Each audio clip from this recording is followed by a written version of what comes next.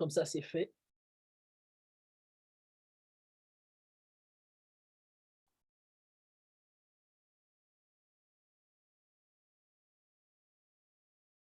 Voilà, je commence avec Pline, je reprends. Donc, Pline le Jeune rend ce témoignage en écrivant à l'empereur Trajan. Il dit, on est à une époque où le christianisme est persécuté, hein, parce que le christianisme n'est pas encore la religion d'État. Les chrétiens ne sont pas encore reconnus officiellement par l'État. Ça, d'ailleurs, j'ai oublié de le dire, c'est d'ailleurs une des raisons pourquoi les cultes dans les maisons vont être... il y aura une prolifération des cultes dans les maisons et non pas forcément dans des lieux officiels. Je crois que je l'avais dit. Hein, ce n'est qu'après après le IVe siècle que cette culture des cultes de maison va au fur et à mesure disparaître. Voilà, donc je disais que Pline, quand il rend témoignage à Trajan, il dit qu'en fait, les chrétiens, en réalité, aujourd'hui, le seul crime pour lequel ils sont maltraités, martyrisés, et leur erreur, au fait, c'est le fait de se réunir en un jour fixé, donc le jour du Seigneur, avant le lever du soleil, pour chanter par antiphonie. Chanter par antiphonie, un chant à l'honneur du Christ. Chanter par antiphonie, au fait, c'est qu'il y a une personne qui donne un refrain et les autres reprennent. Nous, on a cette culture ici pour les psaumes, pour la louange, c'est souvent des louanges en antiphonée. Le conducteur lit un refrain ou une strophe et l'assemblée entière lit le couplet ou une autre strophe. C'est d'ailleurs ce que l'on fait quand on chante, hein, et quand il y a un leader et la communauté suit ensuite. Donc il dit que le crime des chrétiens, c'est justement ça, de vivre son temps de culte et de le vivre autrement que ce qui se vit déjà dans l'environnement ambiant. Autre chose, leur crime, c'est de rendre honneur en un Dieu qui n'est pas le Dieu de la République, qui n'est pas le Dieu de l'État. Et puis de s'engager, puisqu'il ne suffit pas simplement de rendre honneur à ce Dieu-là, il ne suffit pas simplement de dire oui à l'appel du Seigneur, mais aussi de répondre quand il nous envoie. Je disais que le culte, c'est cette acceptation, c'est le fait de dire, c'est une réponse à la grâce de Dieu qui nous invite, mais en même temps, c'est aussi un engagement, puisque quand nous partons du culte, nous sommes envoyés. Quand nous sortons du temple, on nous envoie pour être sel et lumière, non pas dans nos 4 murs communautaires, mais dans le monde. Et le crime des premiers chrétiens, c'est justement de pouvoir célébrer le Dieu qui n'est pas le Dieu de l'État, mais en même temps de s'engager sous serment, non pas pour faire tel ou tel autre crime, non, mais pour ne pas faire le mal, pour ne pas commettre le vol, pour ne pas commettre l'adultère, pour tenir parole et ne pas désavouer un bien prêté. En fait, pour être des personnes éthiquement bien. Autrement dit, pour avoir dans leur vie une manifestation de ce culte dont l'apôtre Paul parlait déjà, la Tréia, dans Romains chapitre 12 et Romains chapitre 9.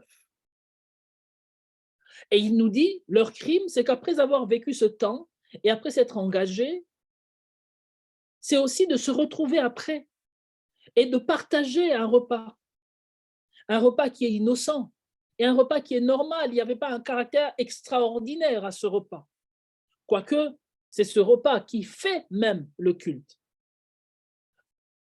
À part Pline le Jeune, qui écrit vers 110 de notre ère, donc il y a 2000 ans à peu près, pour ne pas dire 1900 ans, une autre personne qui va écrire, c'est Justin, qui est un grand apologétiste, qui va, quand on dit apologétiste, c'est vraiment quelqu'un qui va lutter pour la gloire du christianisme, qui va redorer le blason du christianisme. Et dans l'apologie de Justin, il dit ceci. Justin a écrit 40 ans après Pline, donc vers 150.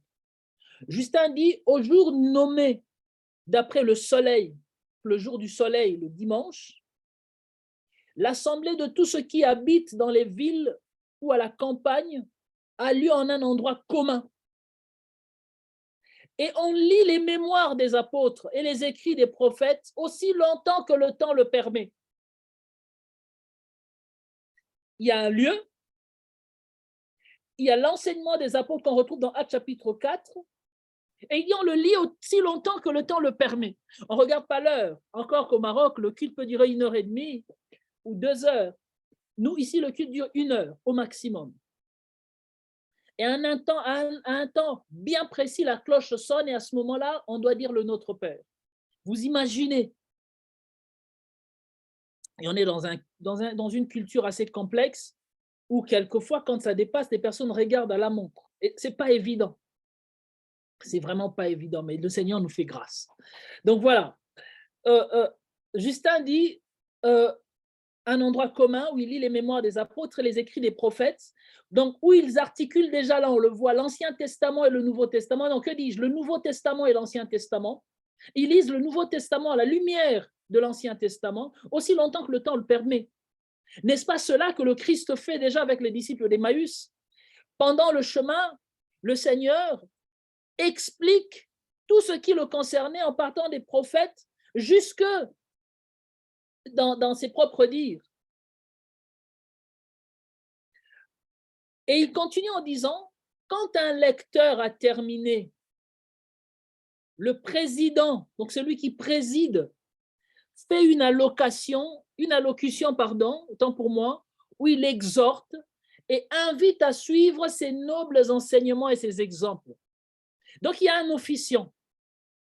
Il y a en tout cas celui qui préside la communauté. On va retrouver encore cette façon de faire dans les communautés d'arbistes, si certains parmi nous connaissent ces communautés, où il n'y a pas un pasteur, il y a un ancien, on dira ça comme ça, un président, celui qui préside. Ensuite, nous nous levons tous pour faire monter des prières vers le ciel. Donc, on écoute, on articule, on prie, et comme nous venons de le dire, sitôt que nous avons fini de prier, on apporte du pain avec du vin et de l'eau, et le président fait aussi monter les prières et les actions de grâce autant qu'il le peut.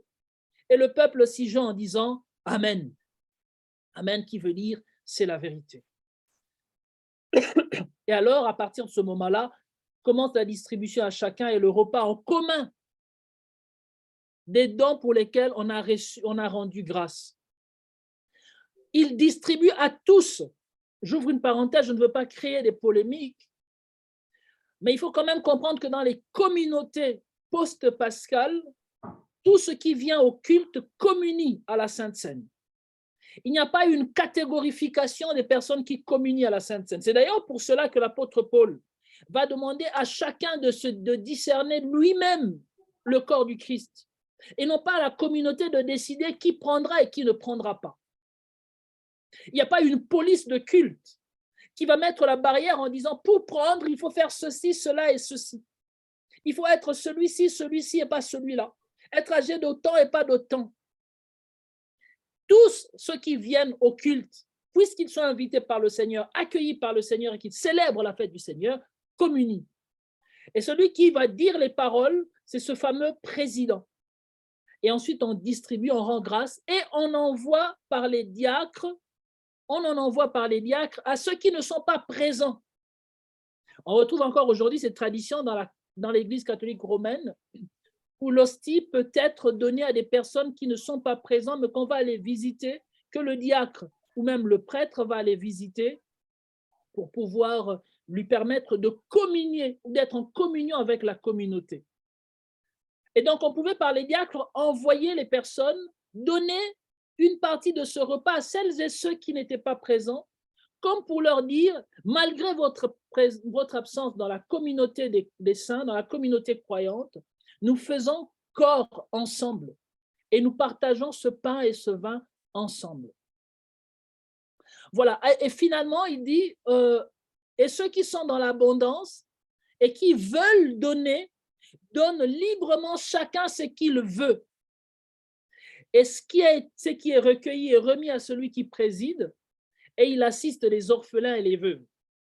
Parenthèse que je vais encore vite fermer. Je parlais de la réalité anthropologique.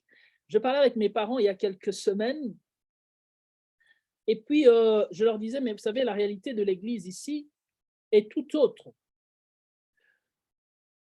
Je viens du Maroc, une église majoritairement composée d'étudiants, mais il n'est pas difficile, quelquefois, nos dimanches, dans les grandes communautés par exemple, d'avoir une offrande qui tourne autour de 5 6 000 dirhams, 4 000 dirhams, peu importe. En tout cas, on est autour de euh, on est en tout cas plus de 100 euros. Mais ce sont les étudiants, ils ne travaillent pas pour la plupart, dirons-nous. Ils donnent, puisque c'est une culture que de donner à Dieu. Peu importe les arguments théologiques ou bibliques qu'on va trouver pour donner à Dieu, peu importe. Par contre, les appels à dons, ce n'est pas une culture qu'on a. On fait des appels à dons parce qu'on veut repeindre l'église, on veut acheter les instruments, on veut bâtir une annexe et ainsi de suite. Ici, nos cultes, en tant qu'offrande, on tourne autour de, par culte,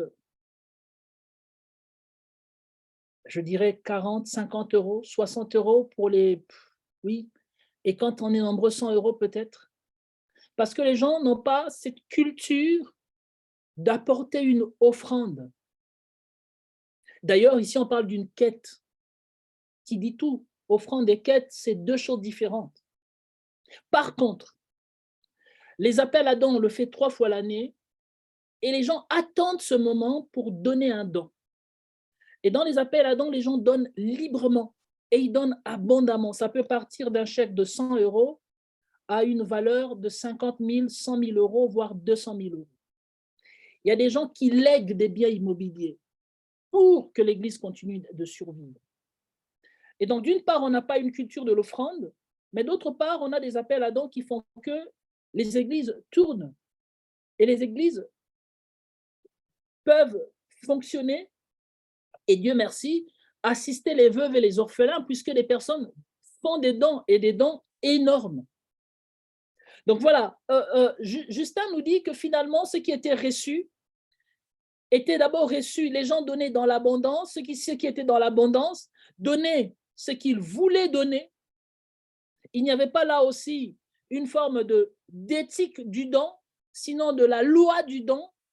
On donnait librement selon ce que l'on voulait et pas dans une mécanique où j'entre finalement dans un marchandage avec Dieu où je donne puisqu'il me passe pour qu'il me donne. Et une proportionnalité entre le don et ce que Dieu, entre mon don et ce que Dieu me donnerait, ce qui est quand même malheureusement de l'ordre de, en tout cas c'est un non-sens. Mais en même temps, il y a la liberté du don, mais ce don qui est donné est reçu par celui qui préside ou celles et ceux qui président, en ce qui nous concerne aujourd'hui, nos conseillers presbytéraux, qui ont la gestion de ce don. Et Justin nous dit que la gestion de ce don consistait à aider les veuves et les orphelins. Et nous retrouvons d'ailleurs cette pratique encore dans les Actes des Apôtres quand il fallait choisir les diacres. Et juste une parenthèse, vous rendrez compte que dans les Actes des Apôtres, quand il fallait choisir les diacres, je fais juste une parenthèse pendant que je colle le dernier texte. On nous parle des diacres. Aujourd'hui, le mot diacre a pris plutôt un sens de serviteur de table, alors que ce mot en grec veut d'abord dire, un diacre, c'est d'abord un serviteur, un ministre. Et dans la Bible, il y a des apôtres. Phoébé, par exemple, pour citer encore là l'exemple d'une femme, est appelé diacre de Chanceray alors qu'il est apôtre parmi les éminents apôtres. Donc, le mot diacre, au fil des années, l'Église, malheureusement, dans la traduction du texte, va faire le choix de ne donner à ce mot qu'une connotation un peu péjorative que de servir à table.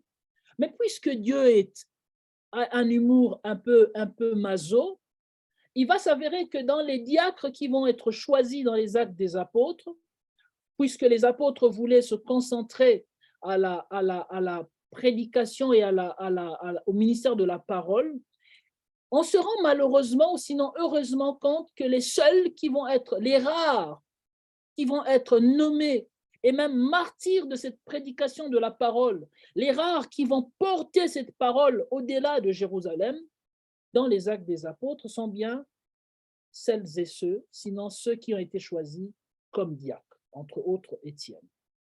Un peu comme pour nous dire que finalement, le sens profond, le cœur de cette vocation de diacre était de pouvoir porter aussi, et même d'abord, la parole avant d'être serviteur à table.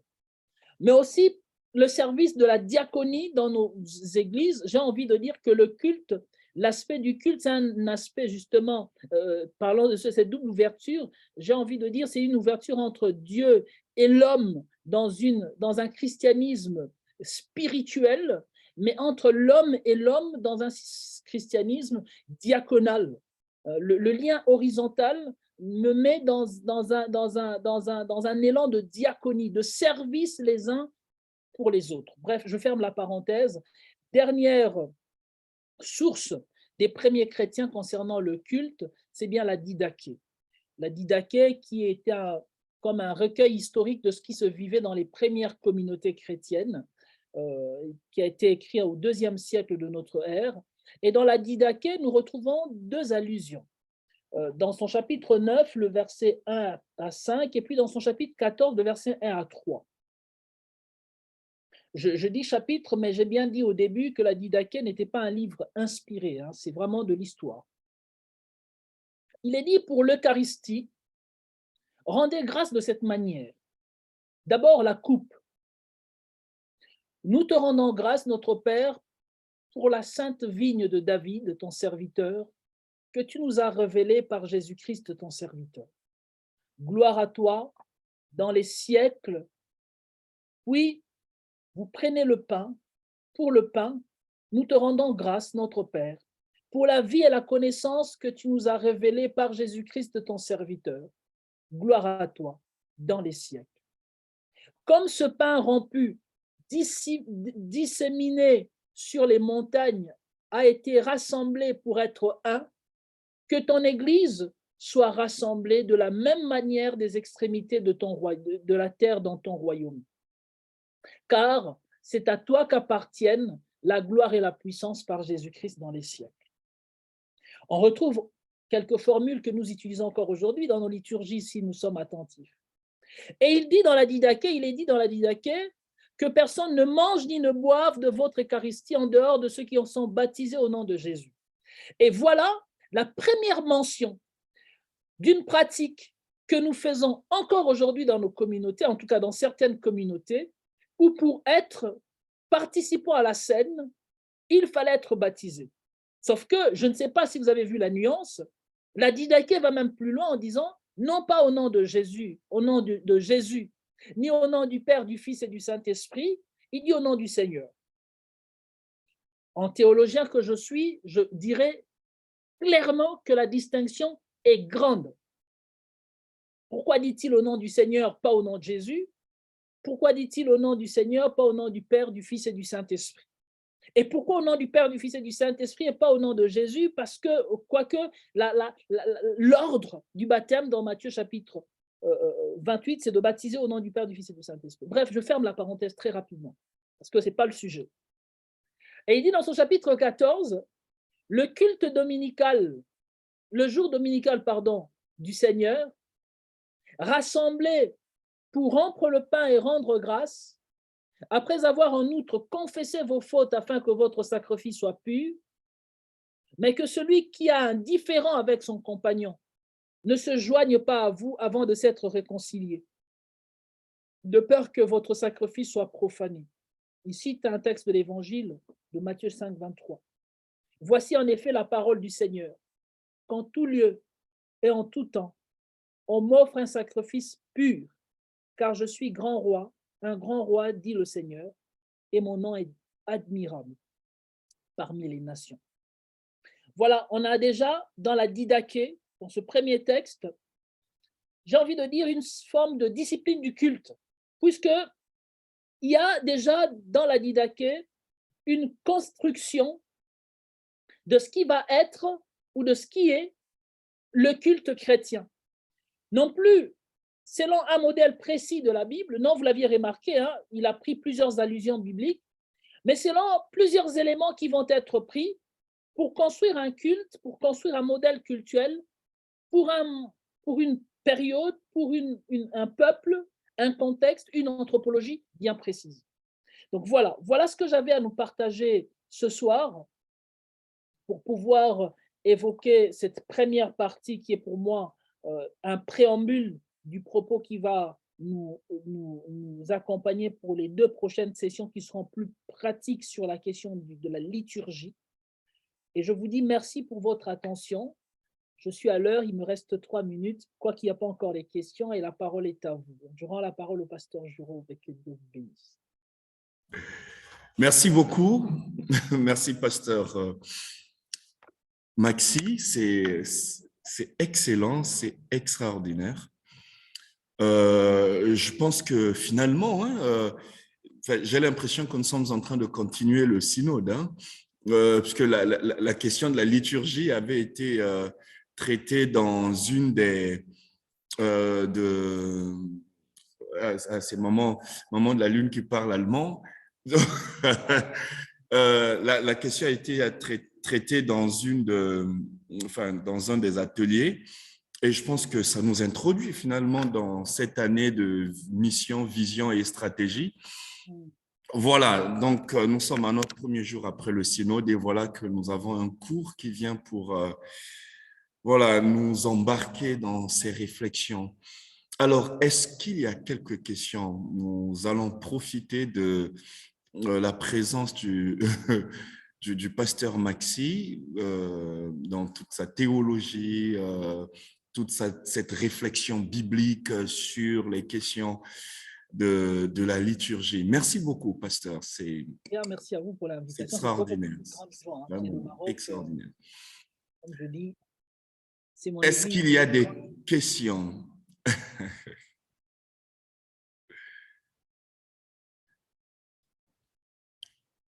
Ah, donc, Moment de la Lune dit c'était très édifiant. Je crois que c'était de l'allemand. Pardon.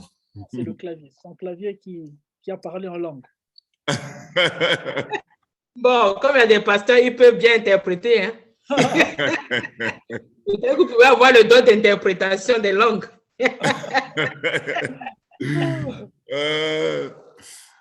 Alors, est-ce qu'il y a des questions? Ah oui, je vois... Ah non, merci beaucoup. C'est plutôt des remerciements.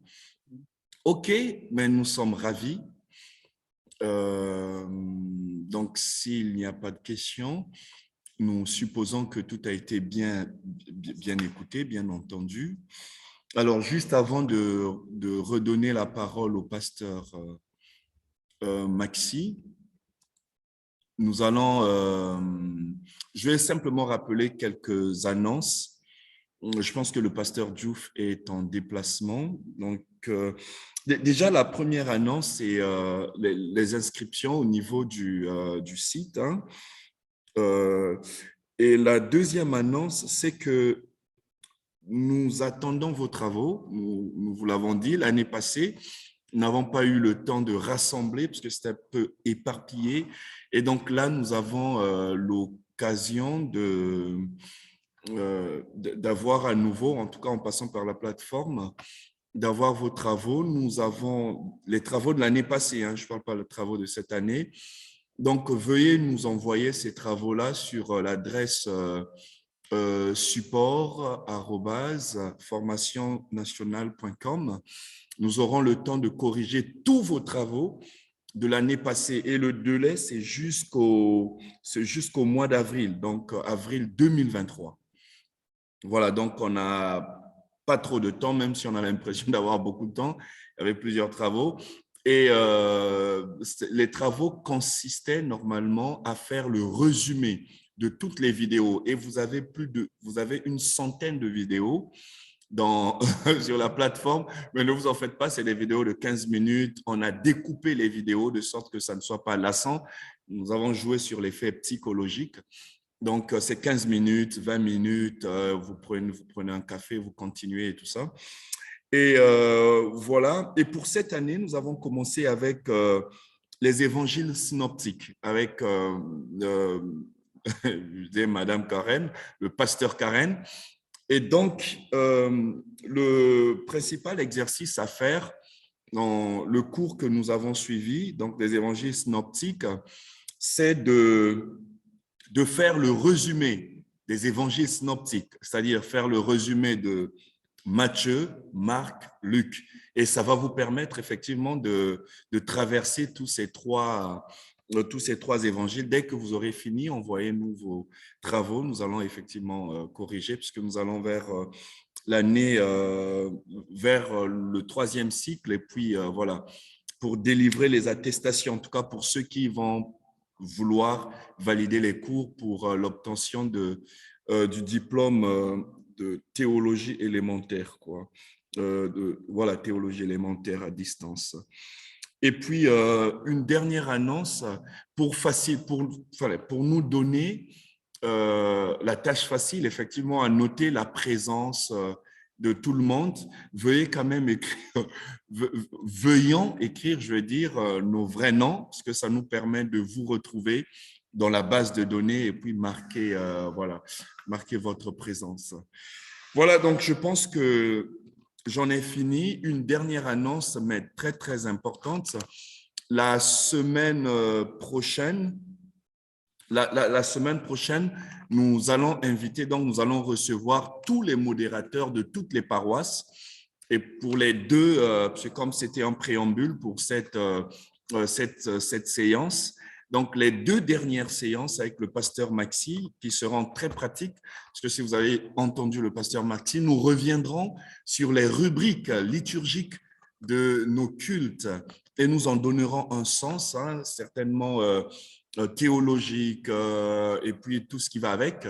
Donc, nous allons inviter tous les responsables tous les responsables de la commission de modération, mais aussi tous les officiants de l'Église évangélique au Maroc. Donc, veuillez transmettre cette information, mais nous le ferons plus officiellement. Merci. Voilà. Donc, Baudouin pose la question, faut-il faire des résumés de chaque vidéo ou les résumés de chaque thème abordé? Non, c'est les résumés de chaque thème abordé, quoi. De chaque cours. Je pense sur le site Internet, nous avons, cher Baudouin, je profite de vous saluer, vous avez le résumé de tout ce que nous voulons avoir de vous. Mais c'est par discipline. Par discipline, vous nous faites un petit résumé, vous nous envoyez et puis voilà, nous ferons le nécessaire. Voilà, merci beaucoup. Alors, donc, s'il n'y a plus quelque chose à ajouter, j'aimerais quand même, puisque si le pasteur Jean-Marie est là, est-ce que le pasteur Jean-Marie est là? Bon, c'est vrai que c'est protocolaire, mais généralement, nous recevons nos professeurs dans la première séance avec les autorités de l'Église. Sinon, le vice-président, Frère Pierre Admi, si vous êtes là, est-ce que vous avez un mot à dire, voilà, avant que nous ne repassions la parole au pasteur Maxi, que nous recevons, hein, c'est un peu protocolaire de dire ça. Frère Pierre, en tant que vice-président. Le pasteur Jean-Marie, il est là. Pasteur Jean-Marie. Honorable. Vous me faites paraître un étranger là en étant protocolaire. Oui, bon, enfin, vous avez parlé des traditions, donc nous sommes un peu dans nos traditions protocolaires que vous nous avez laissées à l'EAM. Alors, je pense que le micro du pasteur Jean-Marie ne passe pas. Donc, le vice-président, on revient vers vous.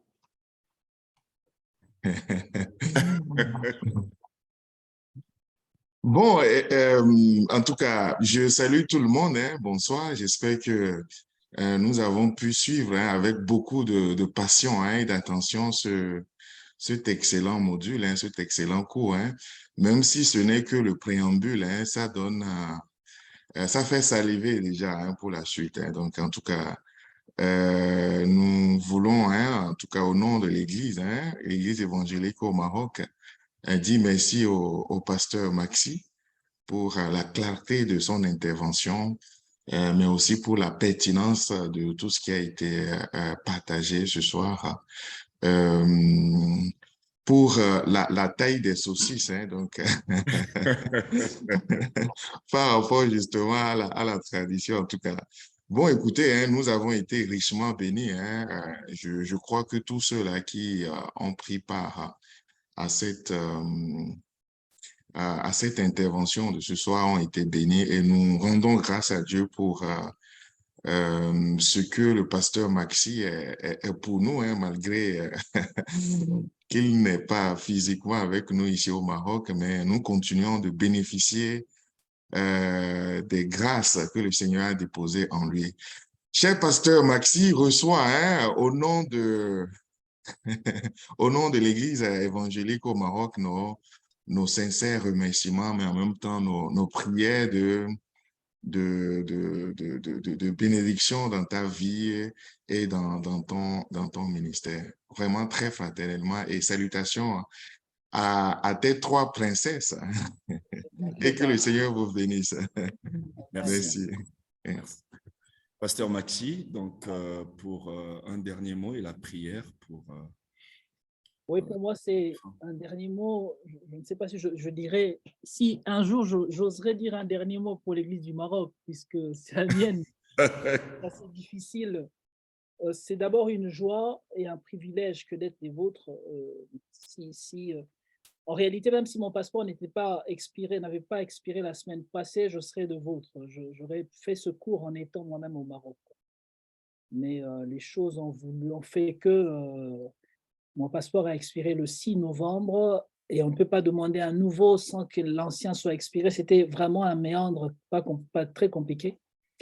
Mais voilà, on est là ensemble pour ce culte et je rends grâce à Dieu vraiment pour ce moment qui m'est encore donné de vivre avec cette église qui est aussi la mienne. Hein. Pendant presque 2 ans ici, j'étais considéré comme un pasteur qui nous est venu de l'étranger. On dit pasteur suffragant, pasteur qui est venu du Maroc. Et ce n'est que depuis le mois d'octobre passé, depuis le 23 octobre, que je suis pasteur de l'UEPAL, quoi. Donc, je dis merci pour la confiance et aussi pour l'attention. Et j'espère qu'on se verra lundi prochain pour continuer ce culte et ce cours sur la liturgie. Voilà. Comme il est question de tradition aussi, je vous propose qu'on écoute ensemble, avant de prier un cantique. Il fut encore un temps, quand je suis arrivé au Maroc, où dans certaines paroisses, on utilisait arc-en-ciel. Je ne sais pas si les anciens se rappellent encore. C'était les livres rouges avec les chansons. À Agadir, encore jusqu'à récemment, on l'utilisait. Et c'est le cantique 257 de Arc-en-Ciel. Nous, ici, donc, je suis pasteur dans 3 communautés, à Gondange, Mézières et Amnéville. Et on a 2 livrets de chants. À Amnéville, on utilise encore Arc-en-Ciel, puisque c'était la tradition réformée qui utilisait ce recueil. À Gondange, on utilise Alléluia, qui est plutôt un recueil qui nous vient des traditions luthériennes et même allemandes. Donc, je nous propose d'écouter ensemble ce cantique, qui est un court cantique, hein, ça prend 1 minute 26 minutes, 1 minute 26 secondes, pardon. Et le titre, c'est Arc-en-Ciel. Voilà. Merci beaucoup. Passe ta traduit. Donc, voilà Arc-en-Ciel. Et le cantique est intitulé « Jésus, ton nom est le plus beau ». Pour moi, au-delà des paroles, au-delà de la musique, c'est les paroles qui me semblent être en soi un temps de culte, puisque ces paroles disent ce qui nous rassemble. Donc, je nous propose d'écouter la chanson. Je vais partager mon écran, après quoi nous allons prier. Après quoi nous allons prier. Un instant, je partage l'écran.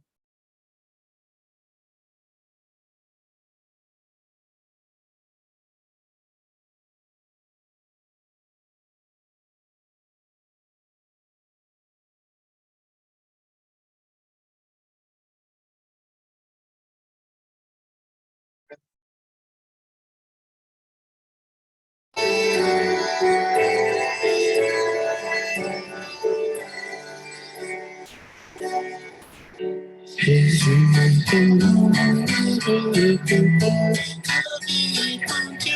l'immense amour est plus que la vie.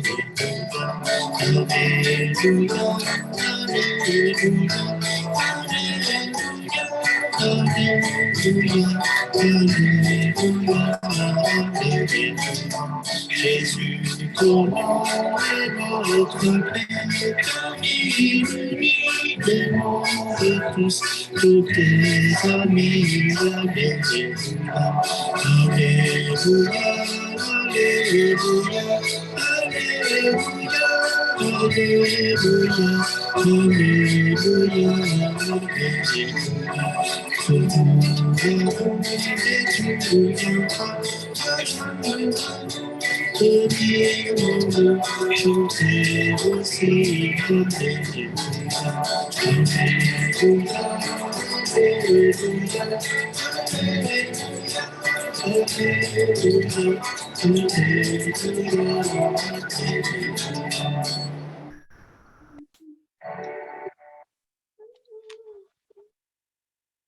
Prions.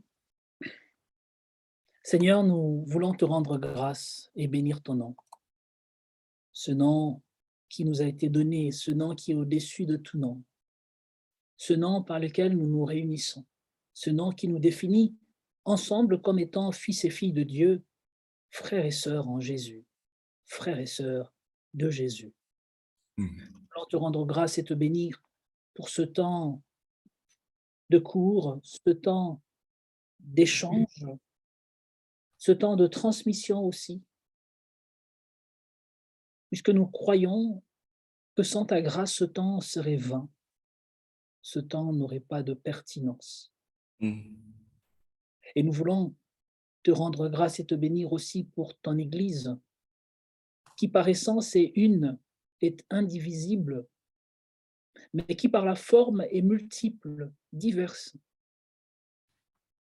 Cette Église que nous composons tout en étant fragile, finie, alors qu'elle est pure, sans tache, ni sans ride, sans rien de semblable. Seigneur, nous te disons merci et te rendons grâce, puisqu'il fallait être Dieu pour pouvoir joindre le fini à l'infini, l'immanent au transcendant. Il fallait être toi, pour te faire homme, afin que chaque homme redevienne ce qu'il était au commencement, divin.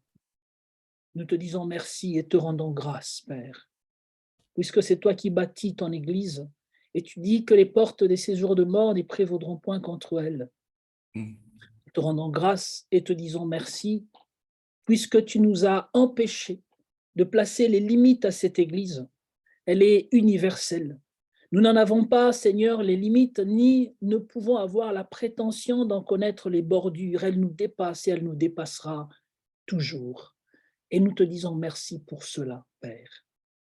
Nous voulons te recommander nos vies, ce chemin de foi, ce chemin d'espérance, ce chemin de salut, te recommander les frères et sœurs abattus, découragés, traversés par l'épreuve ou le deuil, te recommander, Seigneur, celles et ceux qui sont actuellement dans l'épreuve.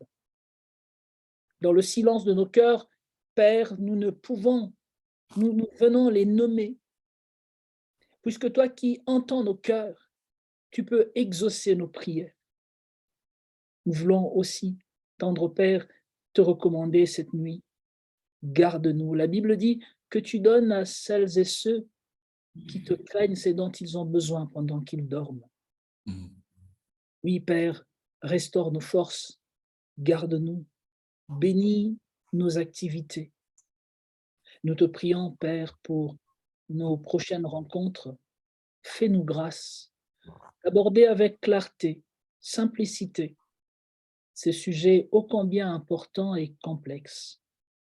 Fais-nous grâce de bâtir ensemble, les uns avec les autres, et tous avec toi, par le Saint-Esprit, une Église qui te craigne, une Église qui te corresponde.